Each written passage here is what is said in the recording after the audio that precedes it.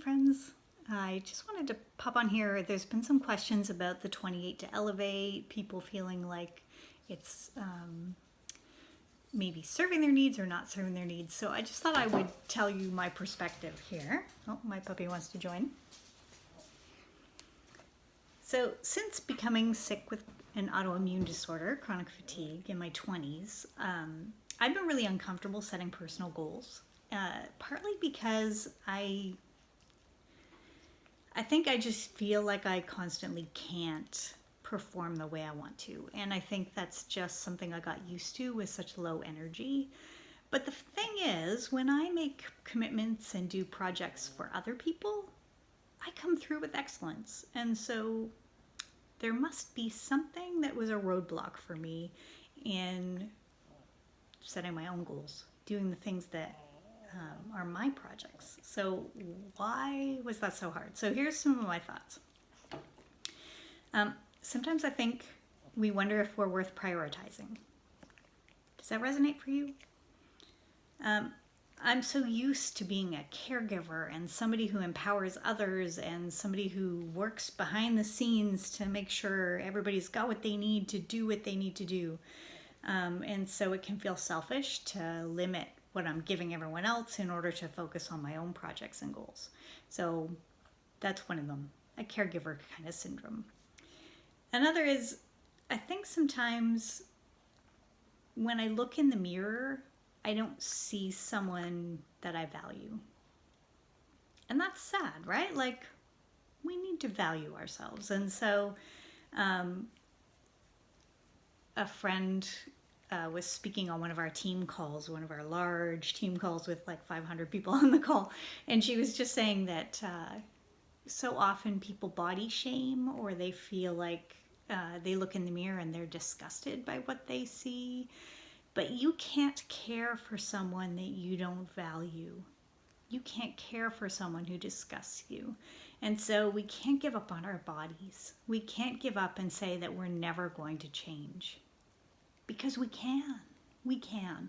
So health is not our body shape, and shaming depletes our energy and takes them away from goals. We can't make goals when we're sitting in shame. So grace culture is what our team is all about. We want to cheer people on to just take a small step, whatever that step is. We call the large team that we're part of is called baby steps to wellness.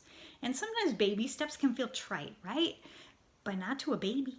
To a baby, it's like a whole new world is opening up. What? I can walk, I can reach things that I've never reached before. I can go places I've never been before. Baby steps are game-changing behavior. They're pretty awesome. A whole new world can open up to us just through little steps. And so another thing that can get in the way is the pleaser in us sometimes can make us so focused on what other people are expecting or wanting from us, we forget to live commitments to ourselves. And so I don't want to get to the end of my productive days and feel regret that I missed my purpose. We need our health for the long game, right? In my 90s, I still want to be able to live independently. I still want to be able to, be able to move and get my groceries and do the things I need to do.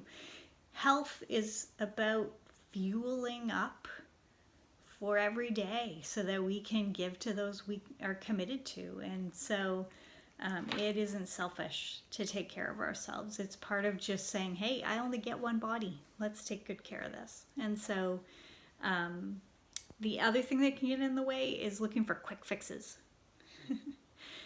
There isn't a quick fix with health. It's just habits. One habit built on another habit, and we just gradually get to healing rhythms that help us become who we want to be.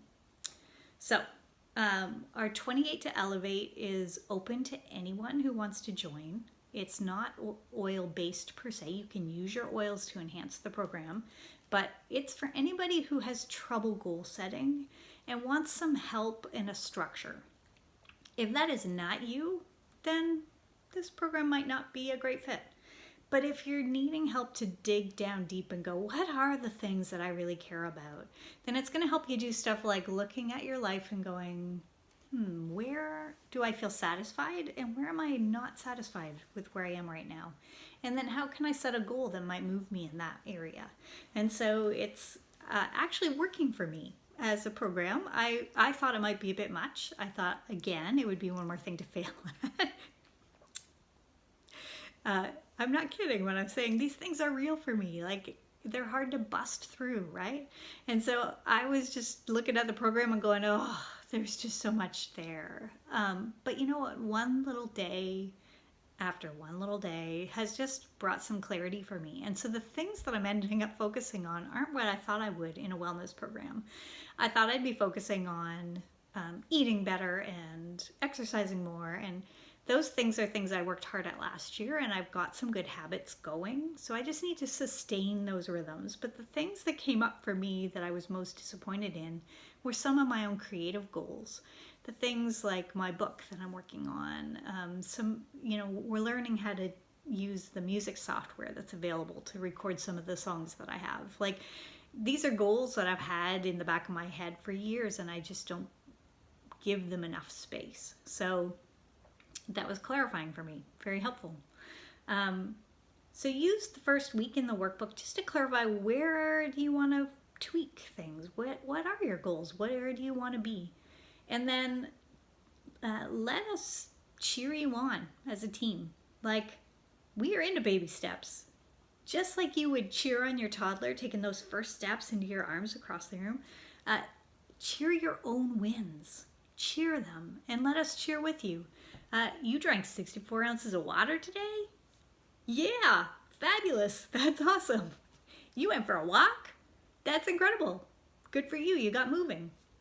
You moved past your natural reserve to reach out to a friend and have a good conversation that fueled you.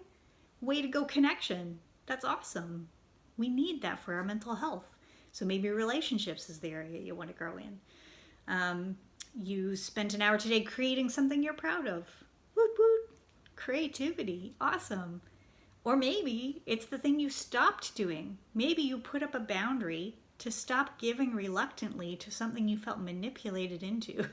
And so rather than just grumbling like a victim, you've decided you're going to choose your path. And so you've chosen to say no to that opportunity so that you have space for other things. That's life-changing. Huge wins. So if you want to work at 28 to Elevate, to uncover those secret goals that you hide from because you're like me and you can't make goals, or you feel like you can't, it's right there. That program's so easy to use and it's available anytime. Doesn't have to start in January. We just thought that's when people are thinking that way, and so we thought we'd pair it with where we are naturally at. But you can join the program and use it at whatever pace suits you.